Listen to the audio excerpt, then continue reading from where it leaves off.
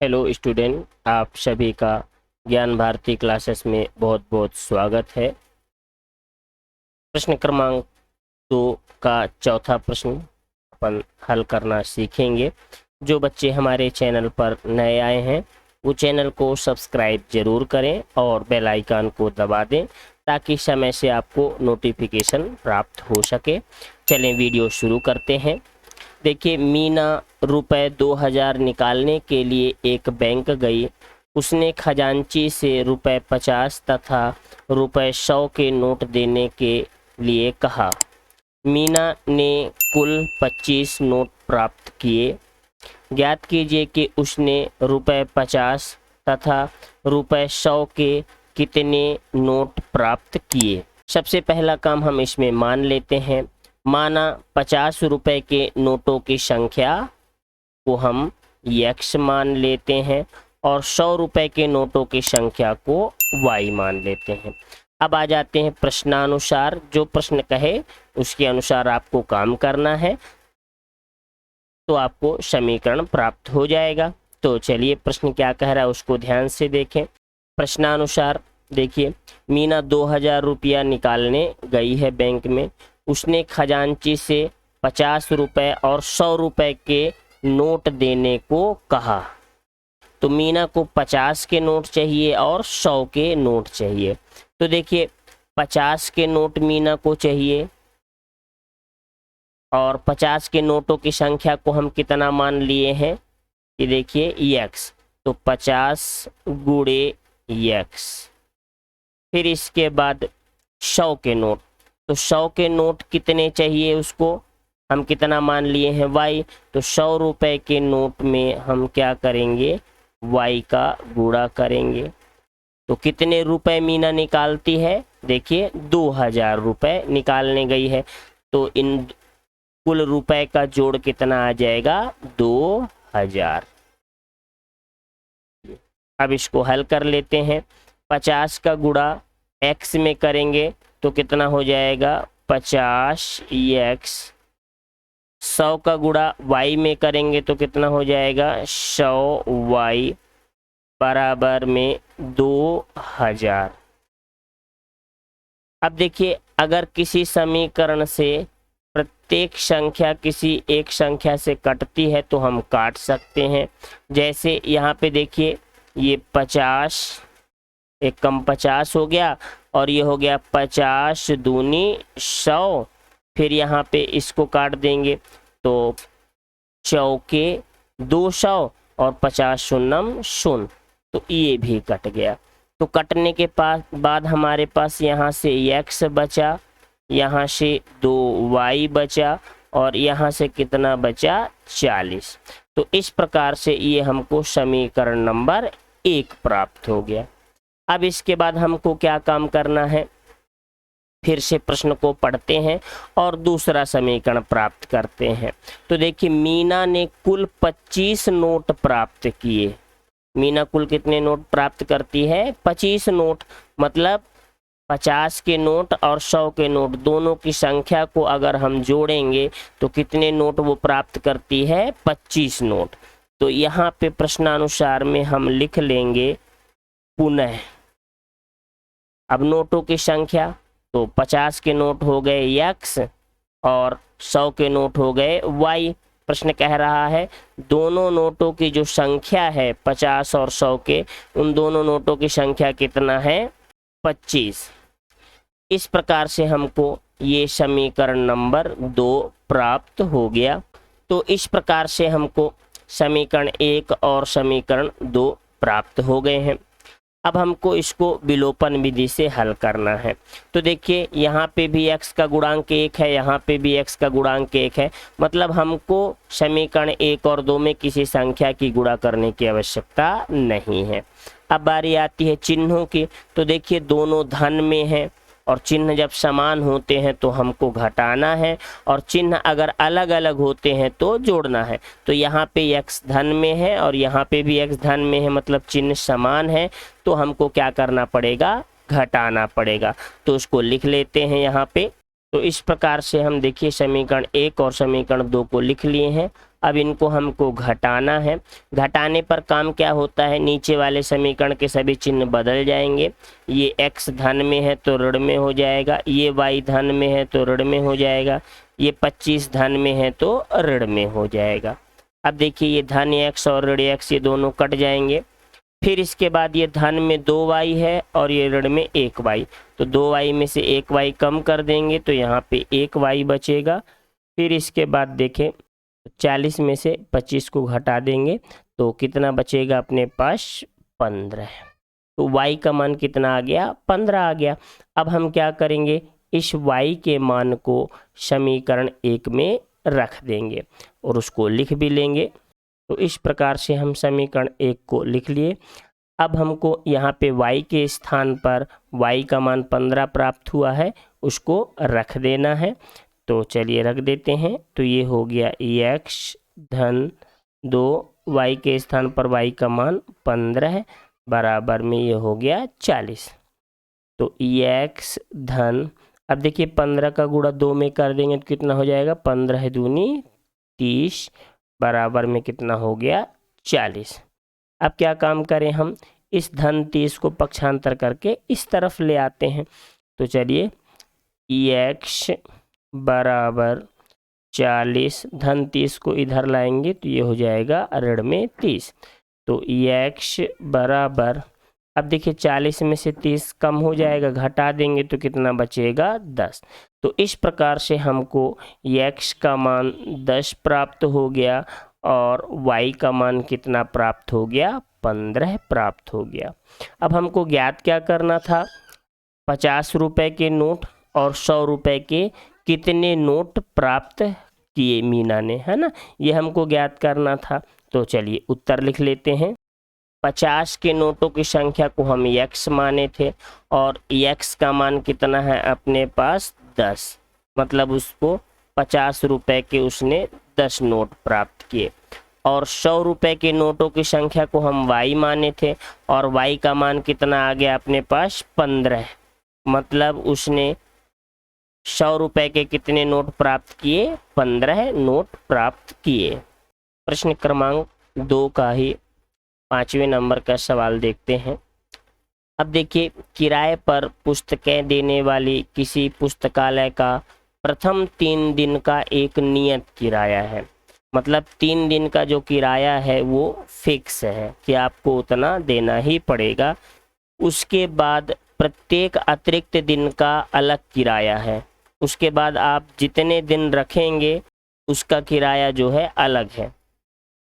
सरिता ने 7 दिनों के लिए एक पुस्तक रखने के लिए ₹27 अदा किए, जबकि सुशी ने एक पुस्तक को 5 दिनों तक रखने के लिए ₹21 अदा किए।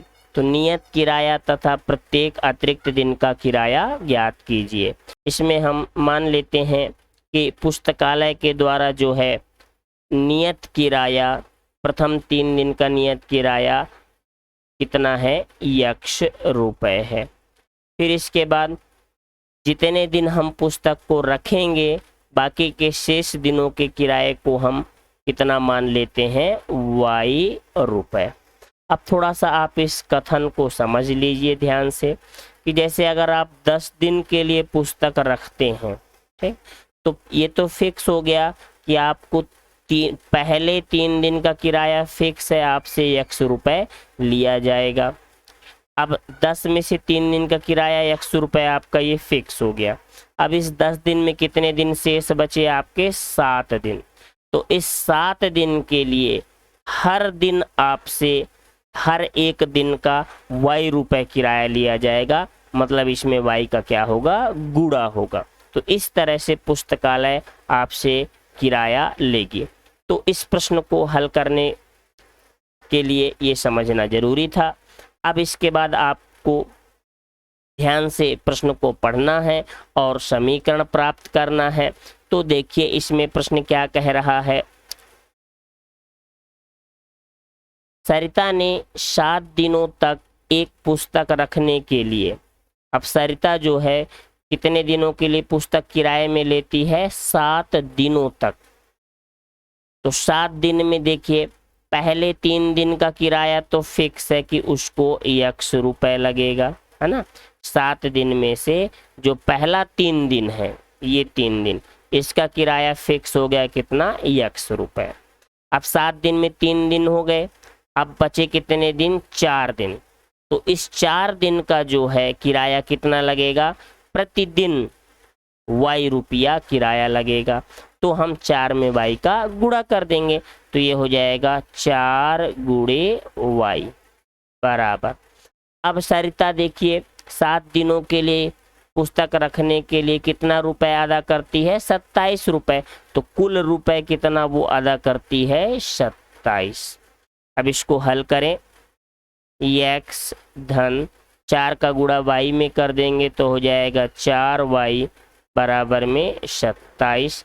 इस प्रकार से हमको ये समीकरण 1 प्राप्त हो गया। अब हमको प्रश्न को फिर से पढ़ना है और समीकरण 2 प्राप्त करना है। तो यहाँ सबसे पहले लिख लेंगे अपन पुनः प्रश्नानुसार, ठीक है। अब प्रश्न क्या कह रहा है उसको ध्यान से फिर से देखिए। जबकि सुशी ने एक पुस्तक को 5 दिनों तक रखने के लिए, अब सुशी जो है पुस्तक को 5 दिन अपने पास रखती है। तो देखिए 5 दिन में से फिक्स है कि 3 दिन का किराया उसको कितना लगेगा, x रुपया। और जो बाकी के 2 दिन शेष बचे, उस 2 दिन में उसको प्रतिदिन कितना रुपए किराया लगेगा, y रुपए किराया लगेगा। तो अब चलिए समीकरण बनाते हैं। तो पहले 3 दिन का किराया सुशी का कितना हो गया, x रुपया हो गया। और बाकी के शेष उसके कितने दिन बचे, 5 दिन में 3 दिन का किराया x हो गया, और बाकी के 2 दिन में प्रतिदिन उसको y रुपए किराया लगेगा, इसलिए ये हो जाएगा 2 गुणे y। अब सुशी कितने रुपए अदा करती है 5 दिन के लिए, 21 रुपए। अब इसको हल करते हैं तो हो जाएगा x धन, अब देखिए 2 का गुणा y में करेंगे तो क्या हो जाएगा, 2y बराबर में ये हो गया 21। अब इसको नाम दे देंगे हम क्या, समीकरण नंबर 2। तो इस प्रकार से हमको समीकरण 1 और 2 प्राप्त हो गए। अब इन दोनों समीकरणों को हम विलोपन विधि से हल करते हैं। तो यहाँ पे देखिए समीकरण 1 में x का गुणांक 1 है और समीकरण 2 में भी x का गुणांक 1 है, मतलब गुणांक दोनों के समान है। ऐसी स्थिति में आपको समीकरण 1 और 2 में किसी संख्या के गुणा करने की आवश्यकता नहीं है। तो फिर क्या करेंगे, अब हमको दूसरा काम इनके चिन्हों को देखना है। इनके चिन्ह क्या है, तो देखिए ये x भी धन में है, ये x भी धन में है। जब दोनों के चिन्ह समान हो तो हमको क्या काम करना है, घटाना पड़ता है। तो समीकरण 1 से समीकरण 2 को घटा देते हैं और उसको लिख भी लेते हैं। अब देखिए इस प्रकार से हम समीकरण 1 और 2 को लिख लिए हैं। अब समीकरण 1 से समीकरण 2 को आपको घटाना है, तो काम क्या होगा, नीचे वाले समीकरण के सभी चिन्ह बदल जाएंगे। ये धन में है तो ये किस में हो जाएगा, ऋण में। ये धन में है तो ऋण में हो जाएगा, ये धन में है तो ऋण में। अब ये हमारा पहला पद क्या होगा, कट जाएगा। अब देखिए धन 4y में से 2y को घटा देंगे तो कितना बचेगा अपने पास, 2y बचेगा। फिर इधर आइए, धन में 27 है और ऋण में 21 है, तो 27 में से 21 को घटा देंगे तो कितना बचेगा अपने पास, 6 बचेगा। तो y बराबर 6। अब देखिए 2 का यहाँ गुणा है, इसको पक्षांतर करके यहाँ लाएंगे तो क्या हो जाएगा, भाग। तो ये बटे में 2। अब काट दीजिए, 2 तिहाई 6, ये कट गया। तो इस प्रकार से हमको y का मान कितना प्राप्त हो गया, 3। अब क्या काम करेंगे हम, इस y के मान को हम या तो समीकरण 1 में रख दें या समीकरण 2 में रख दें, तो हमको x का मान मिल जाएगा। तो चलें इस y के मान को हम समीकरण 1 में रख देते हैं। तो इस प्रकार से हम समीकरण 1 को लिख लिए हैं। अब हमको y के स्थान पर y का मान रखना है, तो x धन 4 और y का मान कितना प्राप्त हुआ, 3 बराबर में ये हो गया 27। तो x धन, अब देखिए 4 और 3 का गुणा करेंगे तो कितना हो जाएगा, 4 तिहाई 12 बराबर में 27। तो x बराबर 27। अब देखिए धन 12 को पक्षांतर करके इस तरफ ले आएंगे तो एक इसमें हो जाएगा ऋण में 12। तो x बराबर, अब 27 में 12 को घटा देते हैं तो कितना प्राप्त हो जाएगा हमको, देखिए 7 में से 2 घटाएंगे तो आपको कितना प्राप्त होगा, 5। फिर 2 में से आप 1 को घटाएंगे तो कितना प्राप्त होगा, 15। तो इस प्रकार से हमको x का मान कितना मिल गया, 15 मिल गया, और y का मान 3। तो इसको यहाँ पे लिख लीजिए कि हमको x का मान 15 प्राप्त हुआ और y का मान कितना प्राप्त हुआ, 3। अब हम क्या करते हैं, उत्तर लिख लेते हैं। तो देखिए प्रथम 3 दिन का नियत किराया हम x माने हैं और x का मान कितना आ गया, 15। मतलब 3 दिन का किराया कितना रुपए लगेगा, 15 रुपए लगेगा। फिर इसके बाद शेष दिनों के लिए प्रतिदिन का किराया हम y माने हैं और y का मान कितना प्राप्त हो गया हमको, 3। मतलब प्रतिदिन आपको जो है पुस्तक का किराया कितना लगेगा, 3 रुपए प्रतिदिन लगेंगे। पहले 3 दिन आपको 15 रुपए देने पड़ेंगे, मतलब पहले 3 दिन आप से एक दिन का किराया 5-5 रुपए लिया जाएगा। बाकी के जो शेष दिन बचे उसमें आपसे प्रतिदिन जो है 3 रुपए किराया लिया जाएगा। आशा करते हैं कि आप सभी को आज की वीडियो बहुत पसंद आई होगी। इस वीडियो में हम जितने भी प्रश्नों का हल देखे हैं आप सभी को अच्छे से समझ में आ गया होगा। आप ऐसे ही मन लगा के खूब पढ़ाई करिए। हम इसी तरह से आपके लिए अच्छी अच्छी वीडियो लाते रहेंगे। जो बच्चे हमारे ज्ञान भारती क्लासेस चैनल पर आज पहली बार आए हैं, नए हैं, वो चैनल को सब्सक्राइब ज़रूर कर लें, बेल आइकन को ज़रूर दबा दें, जिससे आपको समय पर नोटिफिकेशन प्राप्त होती रहे। तो इसी के साथ आप सभी बच्चों का फिर से एक बार बहुत बहुत धन्यवाद। आपका दिन शुभ हो।